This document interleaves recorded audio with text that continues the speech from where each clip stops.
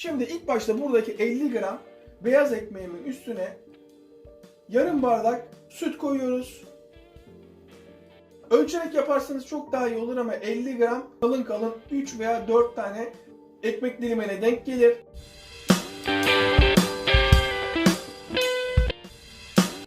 Bir tane soğanı rendemin ince tarafıyla rendeliyorum. Ekmek içimiz, sütle ıslattığımız.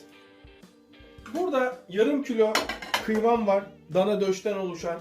Bunun 300 gramı benim için yeterli. Bir tane yumurta, bir tatlı kaşığı tuz, bir tatlı kaşığı yeni bahar, bir çay kaşığı karabiber dolu dolu, yarım çay kaşığı karbonat ve bu köfteye esas tadını veren muskat.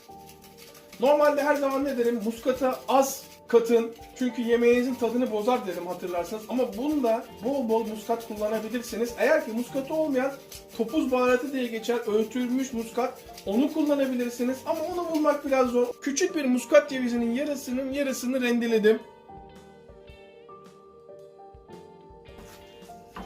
İyice yoğurduktan sonra kıymanız biraz cıvık oluyor. 2 yemek kaşığı galeta unu iyice kıvamını ayarlamak için, sonra da dinlenmeye alacağız zaten. 2 yemek kaşığı galeta unu ekmeğin üstüne yeterli olacak. Ağzını kapatalım. Şöyle 2'ye bölüyoruz. Sonra bir daha 2'ye. Toplam 4 yeterli. Patateslerimiz tavaya. Ve sıcak suyumuz. Bunu arka ocağa alalım. Patates orada kendine gelsin. Yine hemen bir sos tavası. Ocağımın altını kısıyorum. 1 yemek kaşığı tereyağı. Şöyle bir erisin. Şöyle 1 yemek kaşığı un. Kısık ateşteyiz, unutmayın. Çok iyi karıştırın. Topak topak olmasın. Hani unun kokusu çıkacak terimi var ya, işte o burası için. Bakın biraz kahverengi olmasını istiyorum.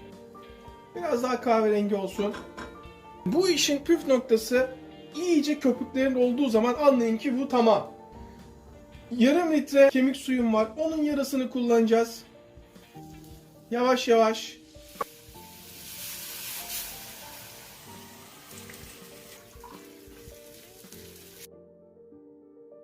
Yarısını kullandık. 1 çay kaşığı karabiber. En kısıkta olduğumuz için çok rahatız. 1 çorba kaşığı krema. Hatta kaşığımızı da sokalım ki kremanın hepsi geçsin. Şöyle 2 yemek kaşığı, hatta 2,5 yemek kaşığı, 2,5 yemek kaşığı soya sosu. Akışkanlığı görüyor musunuz? En ufak pütürü yok şu anda. Kaynamaya başladı, baloncuklar çıkıyor. Bir tadına bakalım. Garanti alalım lezzeti. Bunu yapıp memnun kalmayacak kişi tanımıyorum. Sosu önceden yapmamın olayı şu: sosu ısıtabiliriz.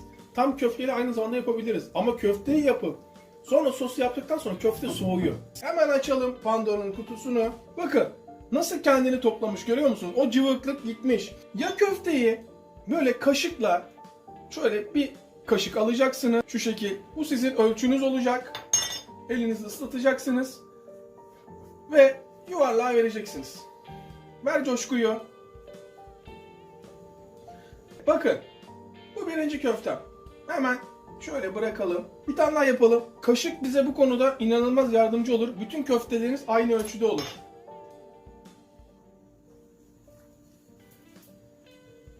Şu 2. Veyahut da diyorsanız ki Koray, ben böyle kaşıkla falan uğraşamam. Köftenizi böyle alacaksınız. Bakın nasıl kıvamı iyi, görüyor musunuz? Nasıl kıvamı iyi. Yine elimizi şöyle bir ıslandıralım. Yardımcı olsun bize. Bir bıçak olabilir, bir spatula olabilir, size kalmış. Eşit parçalara böleceksiniz.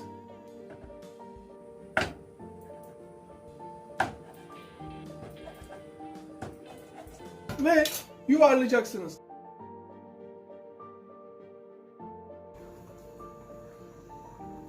Köftelerin durumu bu. Nasıl gözüküyor? Bakalım. 2. 5, 8, 11, 14, 16 tane. Şöyle ağzını kapatıp buzluğa şöyle bir 10 dakika kaldırırsanız köfteniz inanılmaz kıvam alır. Hemen şöyle bir yağlayalım. Hemen biraz tuz. İki şekil yapacağız. Şöyle 2, 4, 5 tane yeter. Bu fırına 35-40 dakika pişsin. 180 derece 35-40 dakika. Tavaya biraz yağ. Hafif bonkör davranın. Bütün altını kaplasın. Evet ama cıvık cıvık da yağ olmaması lazım. Patates püresine bir kaşık krema. Çok yakışır. Biraz tuz.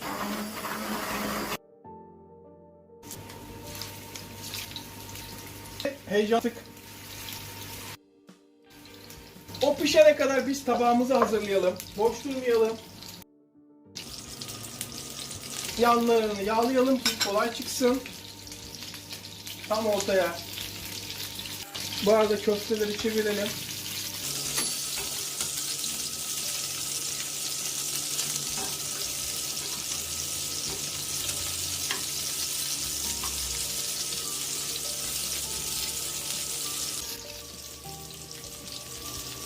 Gayet sağlıklı. Patatesi kızartmadık. Gözümüz arkada kalmayacak. Evet, şu pişmeyen yerlerimizi. Yine ızgaracı gibi çalışıyorum sizin için. Bakın görüntü bu. Daha yeni çıktı fırından. Hemen şöyle alalım. Şöyle fırından çıkanlar şöyle gelsin. Tek tabak yapacağım.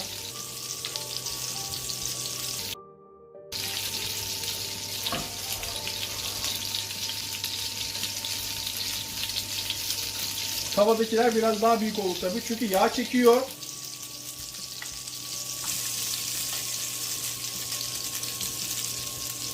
Bir tane daha sığar mı? Bence sığar. Evet. Görüntü nasıl? Bana sorarsanız çok şık oldu. Şunu alalım. Bakalım duracak mı? Ve sosumuz muhteşem oldu sos. Yani bu tarifi kaçırmamalısınız.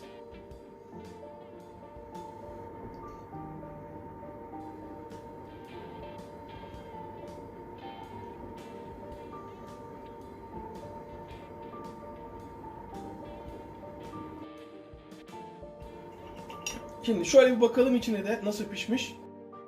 Bakar mısınız? Aynen böyle. Bir tadına bakalım. Açın ağzınızı. Bir de normal kızarttığımıza bakalım. O nasıl olmuş içi? Bakar mısınız? Gözüküyor mu? Şöyle göstereyim. Görüyorsunuz değil mi? Nasıl piştiğini. Ne kadar kalın olsa da müthiş pişirdik. Vay be. Muhteşem olmuş ya. Muhteşem. Hele sos var ya. İnanın hiçbir şey yapmasanız sosu yapın. Ekmek bandıra bandıra yersiniz. O kadar müthiş olmuş. Hepimizin eline sağlık. Tekrardan selamlar.